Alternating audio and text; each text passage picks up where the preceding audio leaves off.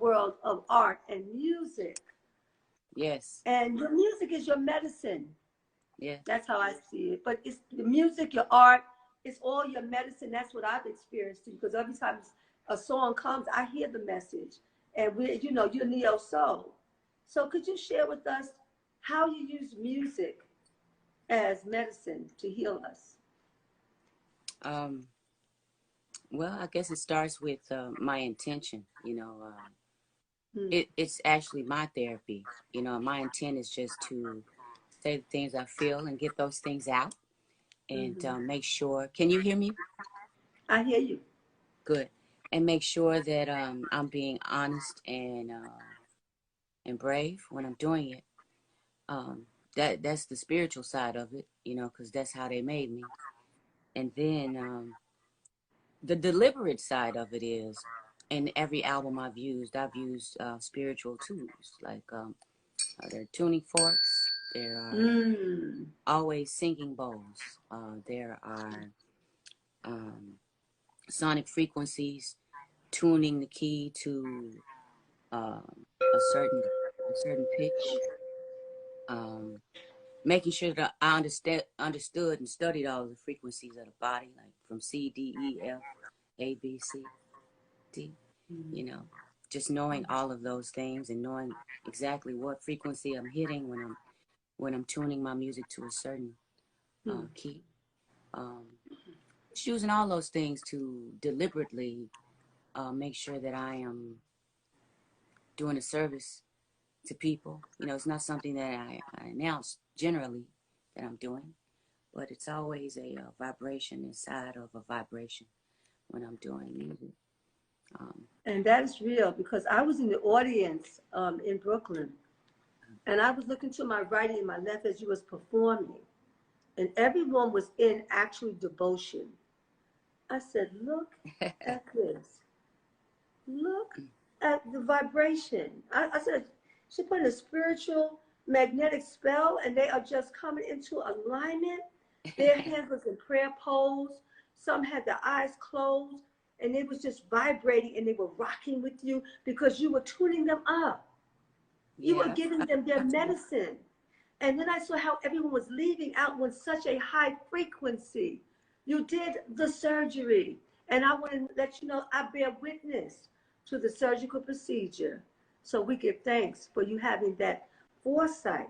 But I remember you had the medicine bag in your kitchen. Remember that black bag? You still got that medicine bag in your kid from your kitchen I still have it.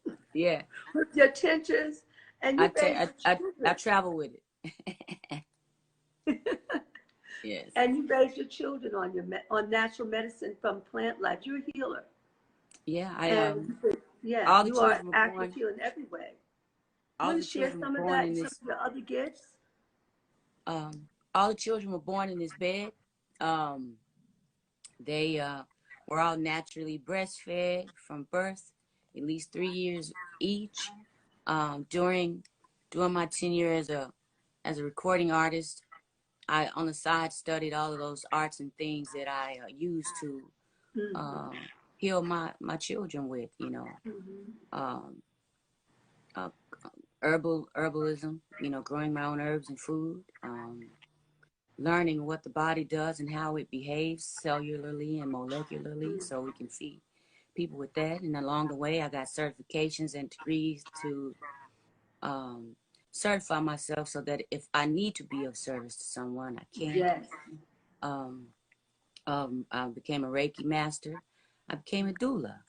You became a Uh, doula. I remember. Yes. yeah, 2002. Mm-hmm. Became a Reiki master in 2005. Mm-hmm. Um, I've just been studying how the body works and what makes us um, behave at our highest frequency. Mm-hmm. And Wow. And so that gives you longevity. You have longevity. You absolutely have it. And you haven't aged. You just got wiser. You look the same when you're in your 20s because of how you're living. How do whenever you I'm with maintain? whenever I'm with you, yeah, whenever I'm with you, I feel 24 again. You know, I go back to that same place, the same reverence and humility, and I remember meeting you that day. I was at an open mic at Frank's place, I believe is the Nice name. place in Brooklyn. Yeah. On Fulton And Street. yeah. And Supernova, your son, my brother, was on stage, and our eyes met, and we instantly just became one thing. And you were with him, and you had on a head wrap, and y'all was sitting across, and I had on a head wrap, and I was like, okay, there go my people. There are my people over there.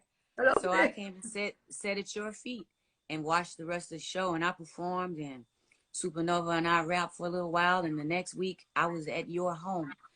I was in New York alone. I had just gotten a record deal, and I didn't tell anybody what was going on in my life with the record deal. I just knew that I have found a tribe of people that really understood who I was, where I was going, and you took me in. Yeah, you didn't have to do that, and you offered me your healing and your medicine and your teachings and your light, and um, I found my tribe. And, I remember that moment when you were getting ready to go out in the world with the fullness thereof. And I remember I had I put everything. I put the mystic book. I might put the Persian rule, the pendulum. I put some of the tools, and I made a knapsack of it. And I said, "Yeah, take this with you when you go out in the world." And I think I brought you a white dress. You probably Put did. this white dress on, because if some low frequency come, just drop this dress on for your protection. Put your oils on, and you're good to go. You're going out in the world. So that was really a moment. And when I saw you, and you had your zither, remember? Yes, I had a zither. You had the zither, and you opened. I think that was the first performance. At least that was the first. It was the first saw one. It was at Malik Yoba's club. Yeah, right. Yeah. That was so. I mean, everybody was like this. You were just in your world, doing you, bam, with the zither, and then you sung. And when your voice came, everybody's spirit went up. It was called mass healing of the heart at one time. And I believe that before that happened, there's the song, it was J.O. I heard that one really, that got me. I've been doing that ever since. In my shower, my tub. Your tub. You were giving me a colonic one day. Yeah. This how I feel. Yeah. You remember you. J-Lo. You were giving me a colonic one day in that bathroom. You remember that? And Supernova came to the door during the colonic talking about, sis, you getting a lot of waste out. I'm like, get away from the door, dude. Get from that door. Get away from that door. Mind your business. Yes, you have what colonic is. Yeah. It was like that. That's your brother. That's my brother. That's your brother. Yeah. You know what I wanted to share too? 25 years has it been? 25. Wow. You know what I want to share with you too? I remember being a little girl walking around Dallas, and I was always this little girl, always a little girl with this. And we had festivals in Dallas, Harambe festivals, and every city has its cultural events and things. And it was always an event for people, but it was my life. It was always like a fair or an event, but it was my whole life. And and for those sisters who are out there and people are looking at you, since I was a little girl, I've been called a weird girl because of the alignment or connection that I wanted to have with things and with the planet, with people and with food and with animals. And it was just this journey that I took.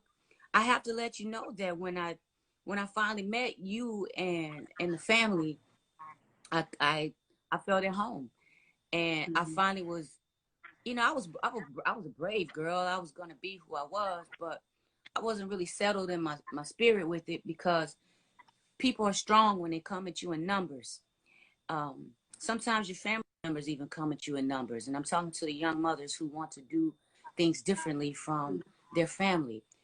The young mothers who are improvements on their mother's designs. The young mothers who are wanting to feed their children holistically and give them a raise in vibration.